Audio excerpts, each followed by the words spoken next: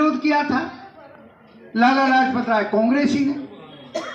जब 1932 से 34 तक पूना पैक्ट हुआ, तब बाबा साहेब के डबल वोट के राइट का विरोध किसने किया था? गांधी जी ने। और ये जो बैठे हैं सपा वाले, ये बता दें जोशी साहब कि जो जून 1995 में संविधान के अनुयायी, बाबा साहेब के अनुयायी, बहुजन समाज पार्टी के राष्ट्रीय अध्यक्ष माननीय बहन जी के ऊपर जो हमला किया था, वो क्यों किया था? ये बता दें कि इसी संसद में आरक्षण का बिल जो फाड़ा था, वो इनके सांसद ने फाड़ा था। तो क्या इन्होंने बाबा साहेब का सम्मान किया? और ये बीजेपी वाले ये बता दें, जब वाजपेयी जिंदा थे तो वाजपेयी जी ने कहा था कि ये मुलायम सिंह यादव और काशीराम दोनों मेरे जूतों में कील की तरह चुभते हैं, लेकिन मैं एक कील से दूसरी कील को निकालूंगा। तो क्या ये सम्मान किया उन्होंने? ये और सबसे बड़े गुरु ये हैं बीजेपी वाले। इन्होंने तो बिल्कुल अभी हाल में ही संसद से बाबा साहेब की प्रतिमाएं हटा दी, तो ये सम्मान कर रहे हैं।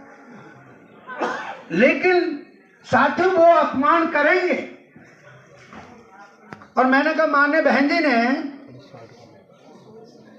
राज्यसभा छोड़ी थी, क्यों छोड़ी थी? बाबा साहब ने भी लेवल मिनिस्ट्री छोड़ी थी, तो क्यों छोड़ी थी? क्योंकि उनका बात नहीं माना गया था। हिंदू कोड बिल जो बनाया था उसको नहीं माना था। माननीय बहन जी ने भी उसी आधार पर छोड़ी संसद के। माननीय बहन जी ने तो ये कहा था कि जब मैं अपने लोगों की बात, अपने समाज की बात जब मैं यहाँ नहीं रख सकती तो इस सदन में रहने का मेरा क्या अधिकार है, और छोड़ दी थी। तो ऐसे करके, लेकिन ये जवाब आपको देना होगा, लोगों को समझाना होगा। जो हमारे लोग आलोचना करते हैं, समालोचना करते हैं, उनको समझाना हमारी जिम्मेदारी है कि भैया वोट कहीं चली थोड़ी गई है, तुम्हारा दीन ईमान जरूर कहीं कहीं चला गया है, तो उस दीन ईमान को वापस लाओ।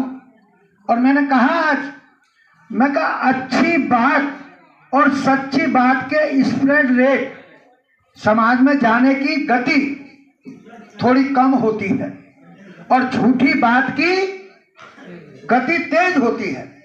तो जैसे जैसे हम लोग समाज को समझा सकेंगे कि सारे के सारे दल झूठे हैं, नहीं तो मुझे एक बात बताओ, समाज में कोई गलती हो जाती है, दूसरा आदमी टोक देता है।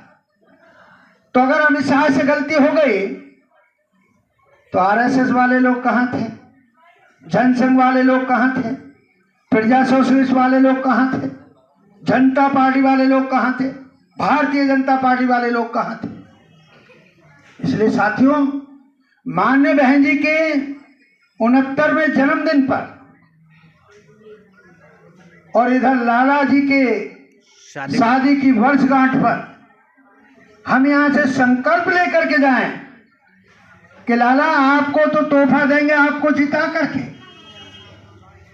और माननीय बहन जी को तोहफा देंगे और क्षेत्रों से भी विधायक जिता करके कम से कम बैलेंसिंग पावर बना करके हम दिखा देंगे दिल्ली में।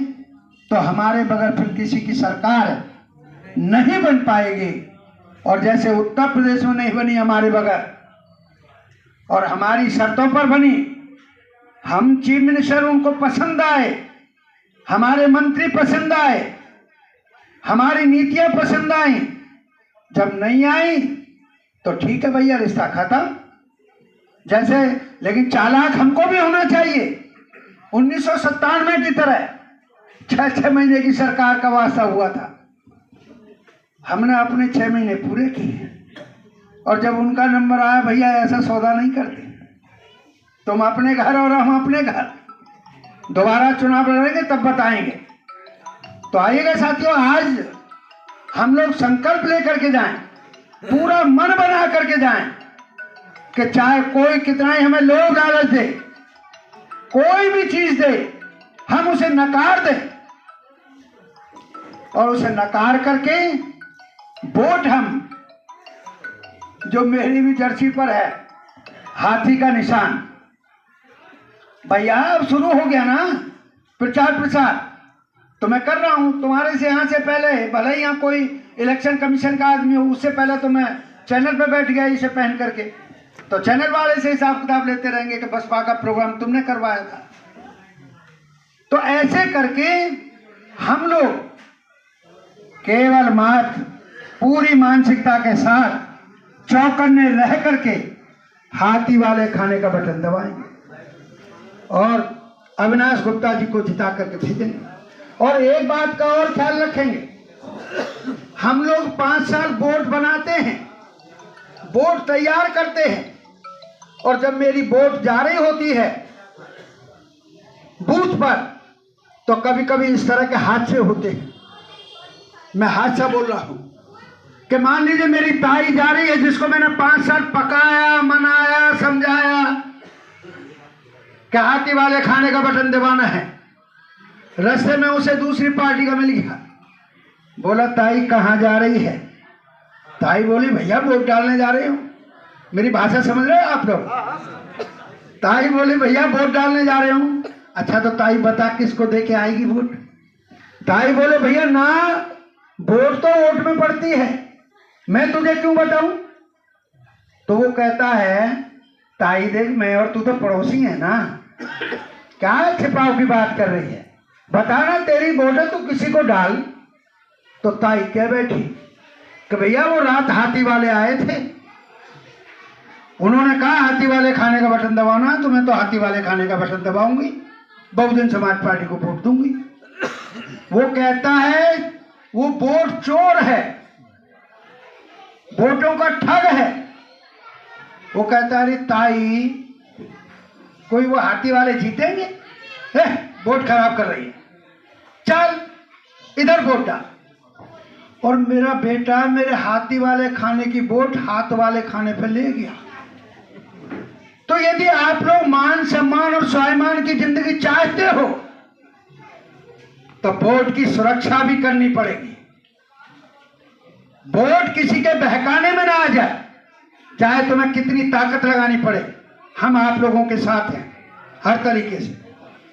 तो ऐसा मैं आपसे अनुरोध करते हुए माननीय बहन जी के जन्मदिन पर मैं आपको भी मुबारकबाद देते हुए, आप लोग सैकड़ों की तादाद में इधर मौजूद हैं, मैं आप लोगों को भी मुबारकबाद देता हूं। और माननीय बहन जी के लिए पुनः और आप लोगों के भी परिवार को, यारे प्यारे रिश्तेदारों को, कार्यभार के लिए मैं मंगल कामना करता हूं कि आप लोग फलीभूत हों, आपका राजनीतिक दल बहुजन समाज पार्टी फलीभूत हो, बढ़िया रिजल्ट आवे और हमारी आपकी नेता माननीय बहन जी दीर्घायु हासिल करें। ऐसे शब्दों के साथ मैं अपने शब्दों को विराम देता हूं और आप लोगों ने मुझे तन्मयता के साथ सुना है। इधर कार्यक्रम के आयोजक और संचालक आप दिन प्रतिदिन अच्छी तरह से परिचित हो। इधर ये बहन बेटियां बैठी हैं, यहाँ से तो लाला जी हमने बोलना सिखाया है।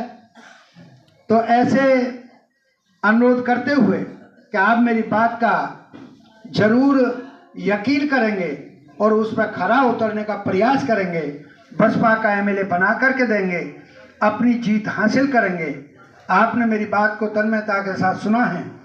आप सभी लोगों को बहुत बहुत साधुवाद, धन्यवाद। जय भीम, जय भारत, नमो बुद्धाय।